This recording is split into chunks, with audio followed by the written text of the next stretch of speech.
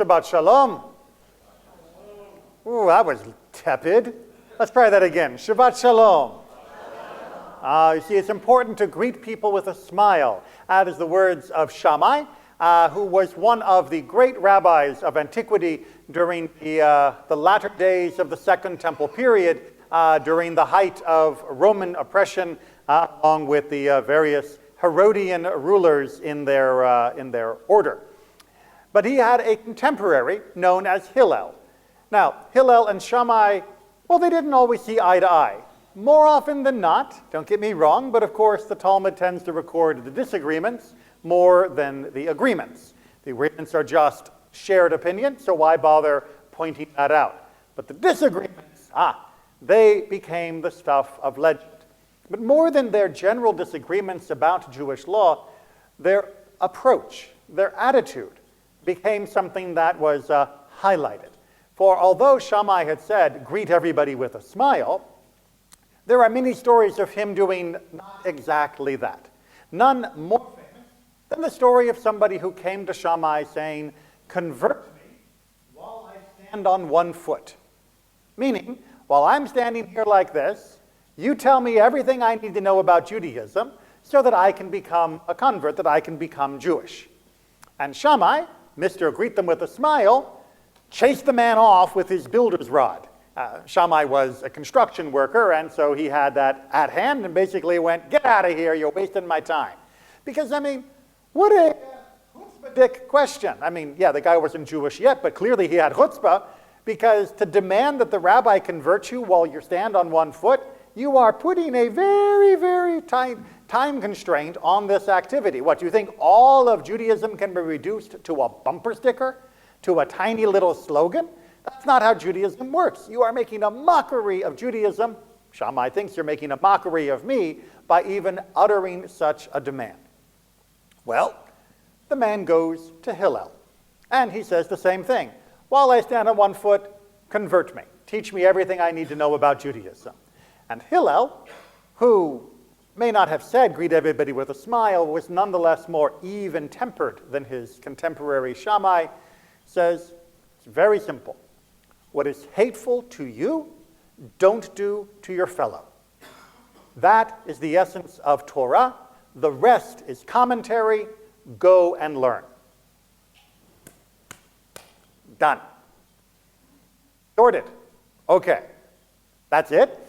That's all of Torah? Because I can tell you our Torah readers read a lot more than just those few words today. And also, interestingly enough, those words aren't in the Torah. It is a strange formulation to use if you are trying to summarize all of Torah. If I were to ask you, okay, give me a bumper sticker for Judaism, give me a phrase of Judaism that is kind of like at the heart of everything, what might you give me? Tzedek, tzedek tirdof. Justice, you will pursue. Very nice. Little redundant, but it fits easily there, and that is a very nice verse found in the book of Deuteronomy. Very, very easy to find. Although I will point out, Hillel's idea encompasses that, if not more. For after all, injustice is one of the worst things we can do to another person, and so if it would be hateful to me to be the victim of injustice, then clearly I have to work for justice on your behalf. So, Hillel's got you covered. There's also differing opinions on the definition of justice. Well, and justice is, of course, something that needs to be worked at, whereas something hateful to me, well, that's near at hand. That is a benchmark that I can easily check. I've often said, as many of you remember, that life doesn't give us an answer key, and we're not always 100% sure of what we should or shouldn't do in every situation. But if it would hurt me, I can be pretty confident about my assessment on that particular point. I may not be able to know exactly what to do in every case, but if I know it's going to hurt, then I know not to do it. So perhaps that works out pretty well. Other contenders for Judaism's bumper sticker slogans? Tikkun Olam. Not in the Torah. Interestingly enough, it's not actually in the Torah, and that phrase as well, like justice, has been slippery over the centuries. The first usage of the word tikkun olam in rabbinic literature was about making some societal changes in order to prevent the worst types of suffering. The most famous example being the ketubah, the marriage document that protects a bride in the case of her husband's death or divorce from being immediately impoverished. That was the most famous example in the ancient world of tikkun olam. It wasn't strictly necessary according to Torah, but we needed to add a little extra protection because otherwise women were in a very vulnerable position. They still were vulnerable, but this helped mitigate that considerably. During the Middle Ages, tikkun olam became a mystical Kabbalistic teaching that had nothing to do with actually righting the wrongs within society, but everything to do with righting the wrongs within cosmology.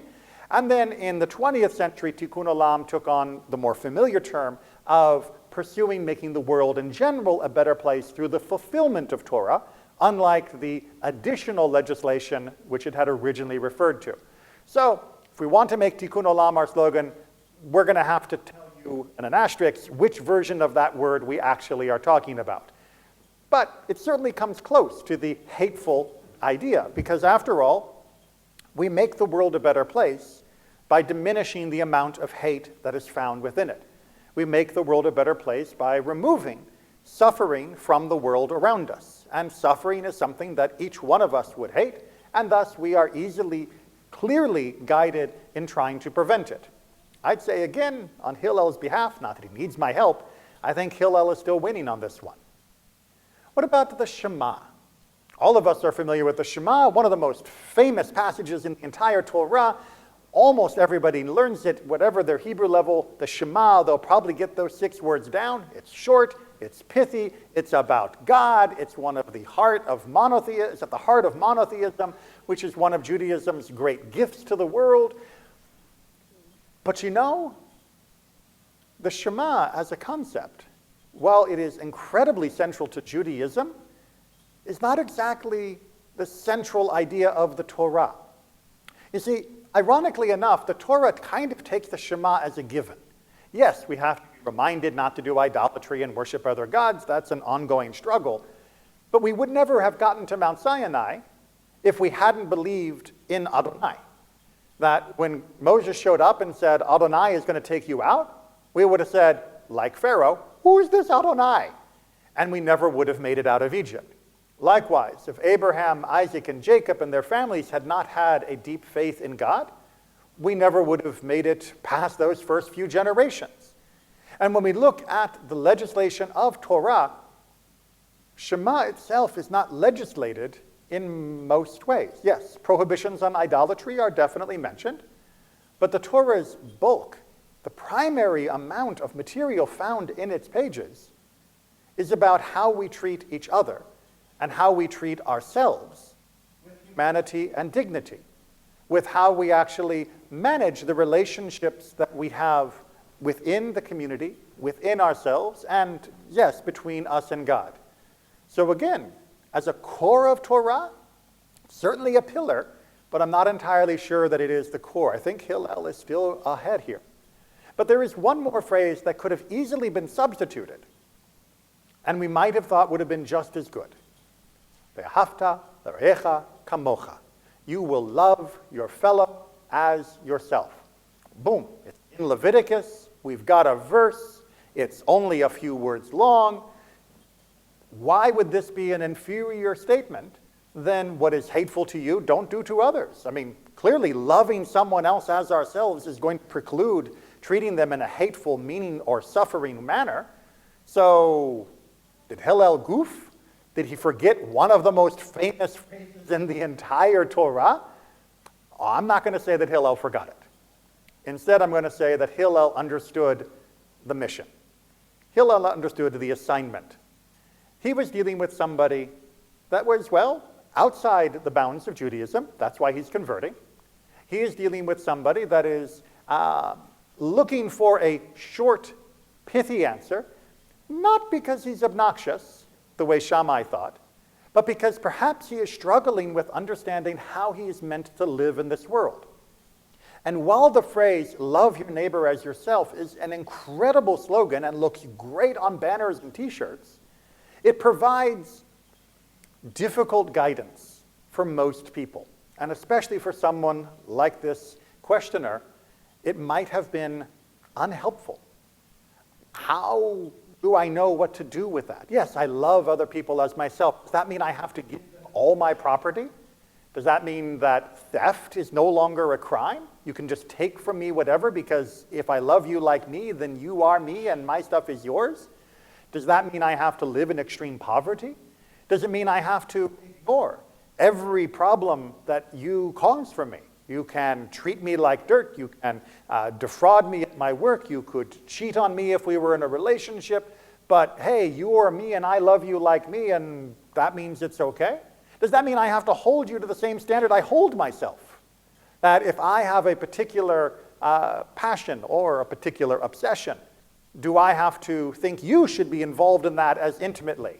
Can I then coerce you to act more like me because I love you like me? I only love you when you are like me. Well, it gets really complicated. Obviously, Judaism brings out those interpretations of that phrase.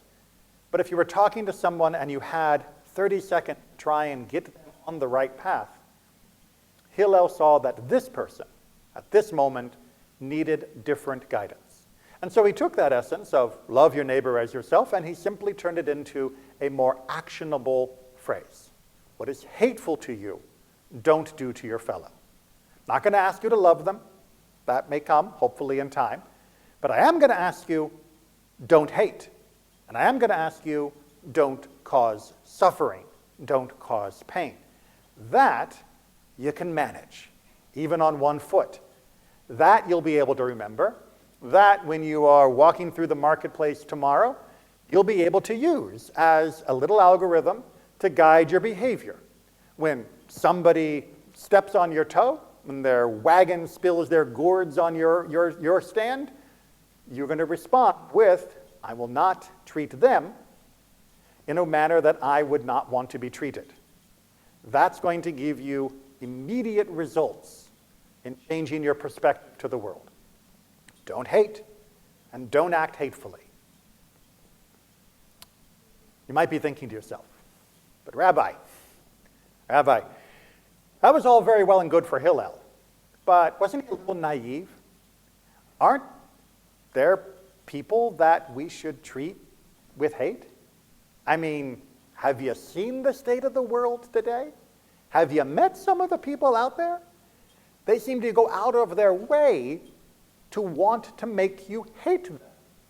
It's almost as though they are fishing for hate, that they are trying to rise out of hate.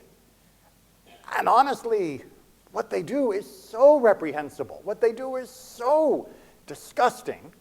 How could I but want to hate them and, given the opportunity, treat them in a manner that I certainly wouldn't want done to me? Treat them in violation of Hillel's rule. I mean, it's just natural, right? And whatever worked for Hillel, that doesn't mean it works for us, because we live in a different world. Do we? When did Hillel live? Anybody remember from 5 minutes ago when I told you? What about 2,000 years ago? And what was going on in the land of Israel at that time? A lot of strife. A lot of strife. We were under Roman rule. Did we like Roman rule? No. Better called Roman oppression, Roman occupation.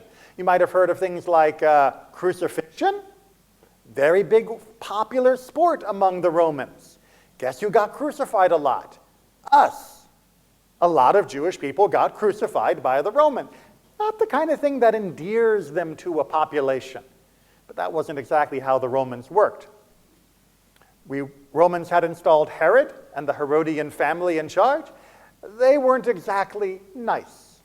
I'm assuming that many of you have been to Masada, some of you at least. Many others have probably seen videos of Masada, the great palace made out in the Judean desert overlooking the Dead Sea. Wonderful. Why did Herod build that? Because he knew someday he might have to run away because the people would hate him that much because of how he behaved. That was his bolt hole. He had created that fortress to be impregnable against the other Jews, not against foreign enemies, because he knew that how he was treating the Jewish people was so bad that they would be inclined to someday come after him, that there would probably be a revolt at some point, and he wanted someplace comfy and well-stocked and safe to go hide. But it wasn't only Herod and the Romans that we had trouble with. It was also each other. The Sadducees, the Pharisees, the Samaritans, all of these factions were fighting against each other. And then, of course, you had the Sicarii, the most politically extreme factions with the long knives assassinating other Jews who they felt were not properly nationalistic enough, not properly devoted. You had the Dead Sea sect escaping from the immorality of mainstream society into their communes down by the Dead Sea, writing the scrolls that later on we would unearth. They didn't have kind things to say about the rest of the Jewish world, let alone the rest of humanity. It was exactly in that time period that Hillel said, "What is hateful to you, don't do to others." You think it's hard to not hate today? Imagine living in his shoes. Imagine living under that oppression, seeing that level of strife, that level of pain, seeing your people bleeding from 1,000 wounds that are both inflicted by foreigners and self-inflicted by each other. And then saying, yeah, the essence of Judaism is don't hate. Doesn't really matter that they're doing this. That does not give you permission. Yes, it gives you permission to stand up for yourself. It gives you permission to fight back. It gives you permission to organize, to agitate, to work, to try and free ourselves from all of these problems. But in all of that, you have to start with the position of not hating them. Working against, but not hating. Rising up, but not hating. And if Hillel could do that under his circumstances, then we can as well. Because hate is a poison. And acting through the motivation of hate is not only poisonous to those whom you harm, but it is poisonous to yourself as well. Because once you have decided, from time to time, I don't need to do the right thing, I need to do the effective thing. From time to time, I don't actually have to follow what God has asked me to do, but I'm going to do what I need to do because the situation demands it. The moment you take those fetters off, the moment you are unbound from a consistent, perpetual, eternal commitment to what God has asked us to do, to love each other, then you have allowed yourself to do that whenever you feel like it. Because I dare anyone to tell me that they are judicious in their hate, that they only choose the most extreme examples that would always be worthy of hate, and that clearly God did not intend that we not hate them. That God is on my side for that bubbling rage within me, and therefore whatever I choose to do with them, well, that's justified. Indeed, divinely sanctioned. God was incredibly parsimonious in his words, making sure that we would understand there was no loophole to excuse our actions born out of hate. And Hillel knew that his own generation was flooded with people who believed in the power of hate, who believed in the power of anger to guide themselves. And that is why he chose the words he chose.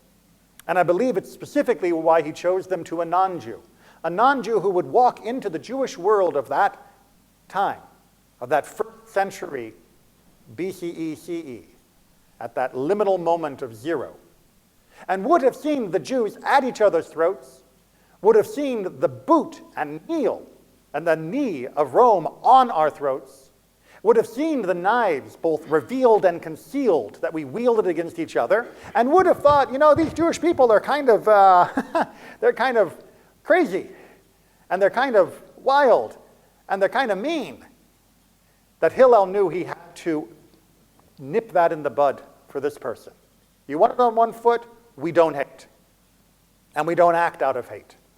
Because we recognize that that person does not deserve to be treated worse than I deserve to be treated. That I can use myself as a benchmark, not as the top of the world, but as the minimum. That if I would weep if it were done to me, I should not do it to you. If I would cry out to God if it were done to me, I cannot do that to you. It is an incredibly powerful and succinct way of trying to explain to people what Judaism is about. It goes without saying, but Hillel was a genius. And he was a genius that knew his audience. He was a genius that knew human nature. And his words remain equally relevant today. And so, we rise up, we stand up, we fight back. Do not do so from a place of hate and anger. We do so from a place of love, protecting our loved ones, seeking their welfare, working so that no one has to suffer, working so that no one has to weep the tears that our people know all too well. When we cry out, have that at the heart of your cry.